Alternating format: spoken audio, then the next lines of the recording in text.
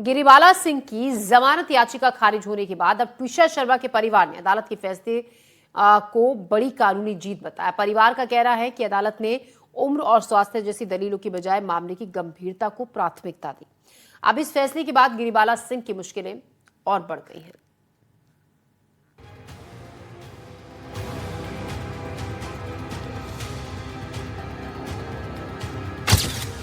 एक तरफ अदालत में घंटों तक दलीलें चलती रहीं, दूसरी तरफ ट्विशा के परिवार की नजरें फैसले पर टिकी थी। मामला था पूर्व जज गिरिबाला सिंह की जमानत याचिका का। गिरिबाला सिंह की ओर से अदालत में कई आधार रखे गए, उम्र का हवाला दिया गया, खराब स्वास्थ्य की बात कही गई। ये भी कहा गया कि गिरिबाला को अपनी बुजुर्ग मां की देखभाल करनी है, लेकिन अदालत ने इन दलीलों को राहत देने के लिए पर्याप्त नहीं माना। गिरिबाला के वकील ने जेल से मिले हेल्थ रिपोर्ट का हवाला देते हुए कहा कि उनकी मुवक्किल की उम्र ज्यादा है, स्वास्थ्य ठीक नहीं है, लिहाजा उन्हें जमानत दी जानी चाहिए। लेकिन कोर्ट ने जेल से मिली मेडिकल रिपोर्ट को देखा और कहा कि रिपोर्ट सामान्य है, यानी स्वास्थ्य का वो आधार जिस पर जमानत की मांग की गई थी अदालत में टिक नहीं पाया। जो रेगुलर बेल आरोपी इसमें जो गिरिबाला सिंह है उनके द्वारा जो लगाई गई थी उस पर कल लंबी सुनवाई चली, जिसमें उनके जो वकील हैं उनने भी अपना पक्ष रखा, सीबीआई ने भी रखा, हम लोग ने भी रखा, और सभी पक्षों को सुनते हुए आज जो उनकी रेगुलर बेल एप्लीकेशन है उसको कोर्ट ने रिजेक्ट कर दिया है। उनके द्वारा जो उनके स्वास्थ्य के संबंध में जो चीज़ें बताई गई थी उसको निराधार माना। जो उन्होंने अपनी माँ का हवाला लिया था कि वो 100 साल की हैं, उसको भी कोर्ट ने नहीं माना है। इसके बाद गिरिबाला के वकील ने एक और दलील रखी। कहा गया कि गिरिबाला और ट्विशा के बीच अच्छे संबंध थे। गिरिबाला एक महिला है और उन्हें अपनी मां की देखभाल भी करनी है, लेकिन अदालत ने इस दलील को भी स्वीकार नहीं किया। कोर्ट की टिप्पणी थी ट्विशा भी महिला थी, यानी अदालत ने साफ कर दिया कि सिर्फ महिला होने का आधार इस मामले में जमानत के लिए पर्याप्त नहीं है। अदालत ने मामले की गंभीरता और जांच से जुड़े पहलुओं को भी ध्यान में रखा। इस केस में पहले ही कई ऐसे सवाल उठ चुके हैं जिन पर जांच एजेंसियों की नजर है। ट्विशा की मौत, पोस्टमार्टम से जुड़े सवाल, कथित चोटों के निशान, व्हाट्सएप चैट, दहेज और मानसिक प्रताड़ना के आरोप, और सबसे अहम मामले से जुड़े डिजिटल और दूसरे साक्ष्यों की जांच। हाई कोर्ट पहले ही गिरिबाला को मिली अग्रिम जमानत रद्द कर चुका है। कोर्ट ने कहा था कि केस में मौजूद आरोपों और उपलब्ध सामग्री को नजरअंदाज नहीं किया जा सकता। अब जिला अदालत से नियमित जमानत भी खारिज होने के बाद गिरिबाला की मुश्किलें और बढ़ गई हैं। जो ग्राउंड्स कल दिए गए थे और सत्य को जितनी जोर से बोला गया था कि इनको ऐसा लग रहा था कि सत्य जोर से बोलने से सच हो जाता है। इनका जो सत्य था वो सुना, मजिस्ट्रेट ने 3 घंटे सत्य सत्य कहते रहे ये लोग, और जो कि असत्य निकला।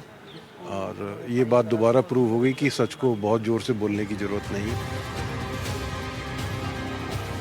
गिरिबाला के वकील की ओर से यह भी दलील दी गई कि गिरिबाला और ट्विशा के बीच अच्छे संबंध थे, लेकिन कोर्ट ने कहा कि मामले से जुड़े बाकी चैट अभी सामने आने बाकी हैं। यानी अदालत ने इस स्तर पर रिश्तों को लेकर पेश की गई दलील को अंतिम सच नहीं माना, और यही वजह है कि जमानत के सवाल पर अदालत ने जांच और केस की गंभीरता को ज्यादा अहम माना। फिलहाल गिरिबाला सिंह को जमानत नहीं मिली है। अदालत ने उम्र, स्वास्थ्य, मां की देखभाल, महिला होने और ट्विशा के साथ अच्छे संबंधों जैसी दलीलों को राहत के लिए पर्याप्त नहीं माना। अब इस फैसले के बाद मामले की जांच और आगे की कानूनी लड़ाई पर सबकी नजर है, क्योंकि ट्विशा की मौत का सच कई सवालों के बीच अब भी जांच के घेरे में है। भोपाल से एनडीटीवी के लिए अजय शर्मा और हरप्रीत कौर की रिपोर्ट।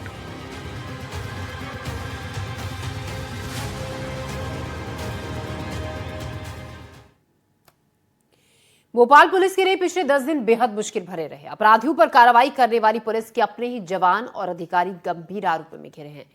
कहीं निलंबन हुआ तो कहीं लाइन अटैचमेंट और कहीं गिरफ्तारी तक की नौबत आ गई। अब पुलिस कमिश्नर की हेल्पलाइन पर आम लोगों के साथ पुलिसकर्मी भी अपने ही महकमे के खिलाफ शिकायत दर्ज करा रहे हैं। भोपाल पुलिस कमिश्नर ने आम लोगों की शिकायतें सुनने के लिए एक हेल्पलाइन नंबर जारी किया था, लेकिन अब यही नंबर पुलिस विभाग के लिए नई मुसीबत बन गया है, क्योंकि इस नंबर पर अब आम लोगों के साथ साथ पुलिसकर्मी भी अपने ही अधिकारियों और सहकर्मियों के खिलाफ शिकायत करने लगे हैं। और इन शिकायतों के बाद पिछले 10 दिनों में भोपाल पुलिस के कई चेहरों पर कार्रवाई की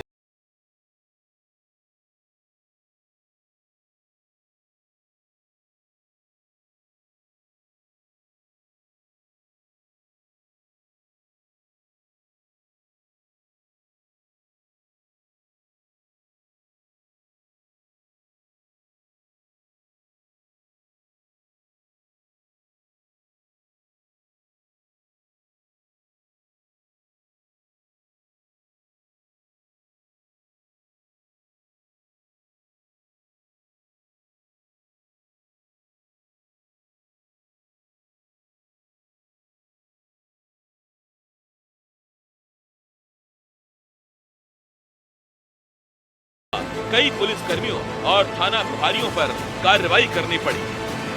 तमाम उन स्तरों पर मुख्यमंत्री, प्रधानमंत्री कार्यालय, चीफ सेक्रेटरी कार्यालय और एसीएस होम तक को हम शिकायत कर चुके हैं और वो व्यक्ति 26 साल मतलब 25-26 साल केवल एक ही जिले में टिका रहा।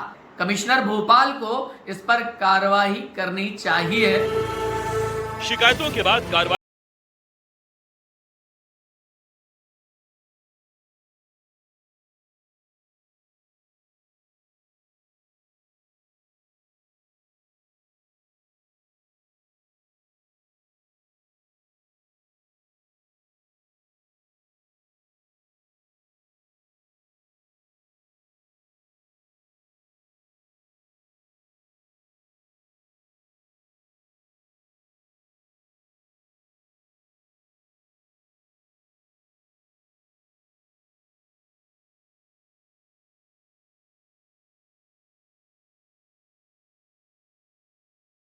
दुष्कर्म के आरोप में 2 आरक्षकों को गिरफ्तार किया गया। यानी पिछले कुछ दिनों में भोपाल पुलिस के खिलाफ आने वाली शिकायतों ने विभाग की चिंता बढ़ा दी है। पुलिस वालों की शिकायत पुलिस कमिश्नर साहब के पास सीधे लाई जा रही है और उनकी पहचान गुप्त रखी जा रही है और उन पुलिस अधिकारियों कर्मचारियों के खिलाफ कार्रवाई की जा रही है।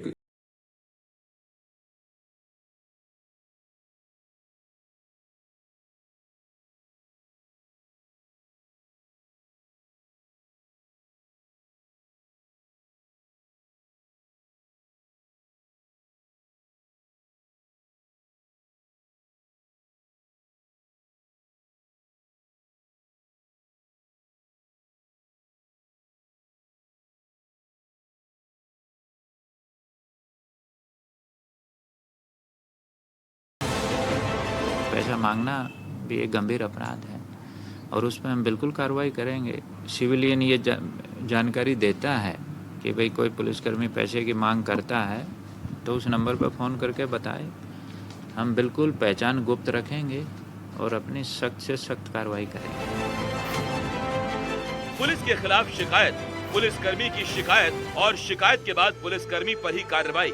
भोपाल में शुरू हुई ये पहल अब पूरे मध्य प्रदेश में लागू किए जाने की चर्चा है। मकसद साफ है, पुलिस के खिलाफ शिकायत करने वाले आम आदमी को भरोसा मिले और पुलिस कर्मियों को भी एहसास रहे कि वर्दी उन्हें कानून से ऊपर नहीं बनाती।